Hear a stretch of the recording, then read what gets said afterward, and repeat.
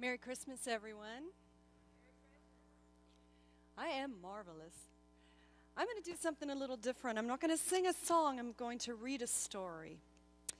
And normally I would tell the story, but reading a story is just as effective.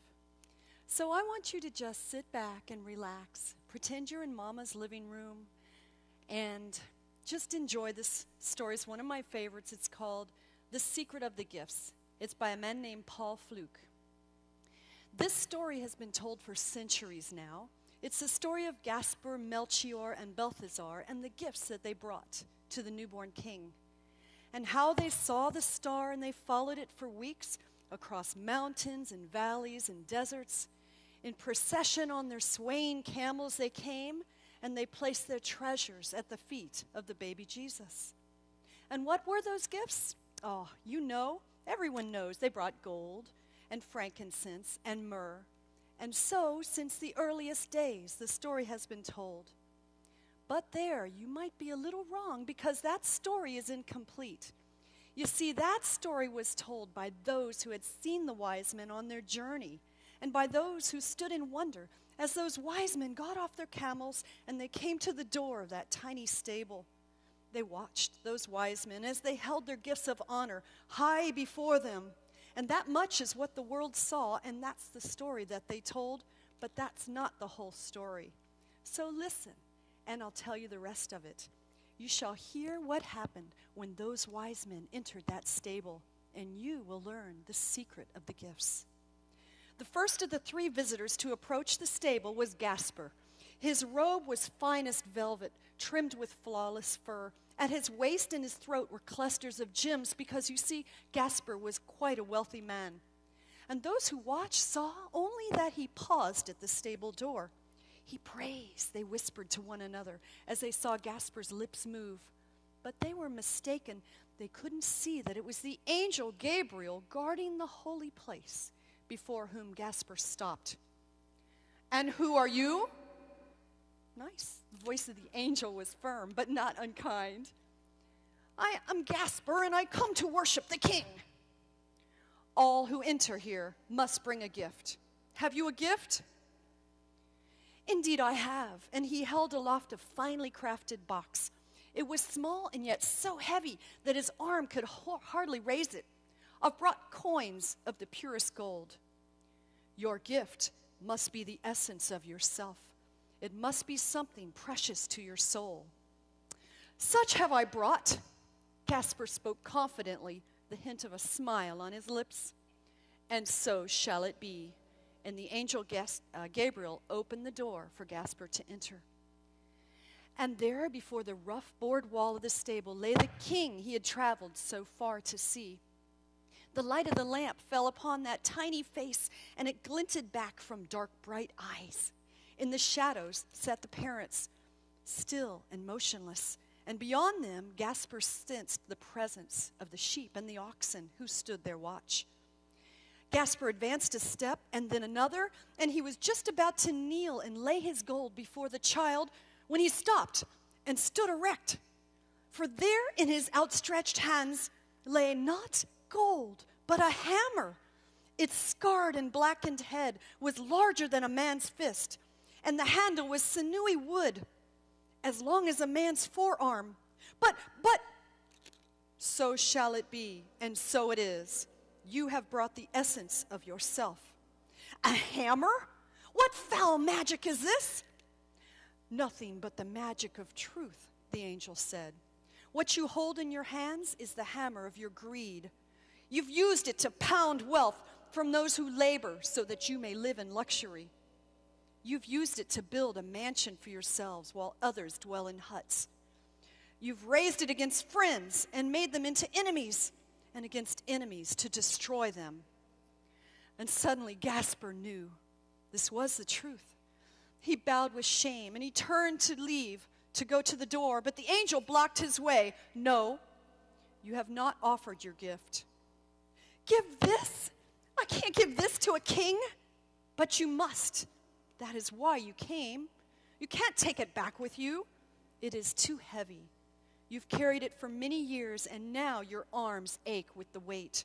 You must leave it here, or it will destroy you." And once again, Gaspar knew that the angel spoke the truth. But still he protested, "The hammer it's too heavy. Why, the child can't lift it. He is the only one who can. But it's dangerous. He might bruise his hands or his feet."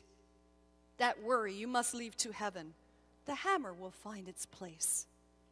And slowly Gaspar turned to where the Christ child lay, and slowly he placed the ugly hammer at the baby's feet. And then he rose and turned to the door, pausing only for an instant to look back at the tiny Savior before he rushed outside. The waiting world only saw the smile on Gaspar's face as he emerged from the stable. His hands were raised as though the wings of angels graced his fingers. The next to the door of the stable was Melchior, the learned Melchior. He was not as resplendent as Gaspar, but he wore the darker robes of a scholar. But the length of his beard and the furrows in his brow showed one who had lived long with the wisdom of the ages. A hush fell over the onlookers as he too paused by the door, but only Melchior could see the angel who stood guard, and only Melchior could hear him speak. "What have you brought?" "I bring frankincense, the fragrance of hidden lands and bygone days." "Your gift must be something precious to your soul." "Of course it is." "Then enter, and we shall see." And Gabriel opened the door. Melchior stood breathless at the scene within. In all his many years of searching for elusive truth, he had never sensed such a presence as this. He knelt reverently, and from his robe he withdrew the silver flask of precious ointment, but then he stopped and stared. This was not a silver vessel at all. It was common clay, rough and pitted like the one found in the poorest cupboard. Aghast, he pulled the stopper from the mouth and sniffed the contents, and then he leapt to his feet, only to face the angel at the door. "I have been tricked. This is not the frankincense I brought." "What is it then?" "It is vinegar." "So shall it be, and so it is. You have brought what you are made of." "You are an angel of fools." "But you bring the bitterness of your heart, the soured wine of a life turned grim with jealousy and hatred. You've carried within you too long the memory of old hurts. You've hoarded your resentments. You breathed on those sparks of anger until they become like embers smoldering within you. You have sought for knowledge, but unforgiveness has filled your life with poison." As he heard these words, they pierced his soul, and Melchior's shoulders drooped. He turned his face away from Gabriel and fumbled with his robe as though to hide the earthen jar, and silently he sidled towards the door. "Wait! You must bring your gift." How I wish I could. How long have I yearned to empty my soul of its bitterness. You have spoken the truth, my friend, but I can't leave it here, not here at the feet of love and innocence. But you can, and you must, if you would be clean. This is the only place you can leave it. But this is vile and bitter stuff. What if the child should touch it to his lips? You must leave that worry to heaven. There is a use even for vinegar. And so Melchior placed his gift before the Savior. And they say when he came out of the stable, his eyes shone with the clearest light of heaven's truth, and his skin was bright and smooth as a youth, as he lifted his face to look at the horizons he had never seen before. And in that, at least, the story is correct. And there was yet one more visitor to make his offering. He strode forward now, his back as straight as a tree, his shoulders firm as an oaken beam. He walked as one born to command. This was Balthazar, the leader of many legions, scourge of walled cities. And before him, holding the handle of polished ebony, he carried a brass-bound box. A murmur ran through the crowd at those who watched him as they saw him hesitate before the door. "Look," they whispered, "even the mighty Balthazar is humble before the king who waits within." But we all know that it was Gabriel who caused that warrior to pause. And we know, too, the question that he put. Have you a gift? Of course, I bring a gift of myrrh, the most precious bounty of my boldest conquest.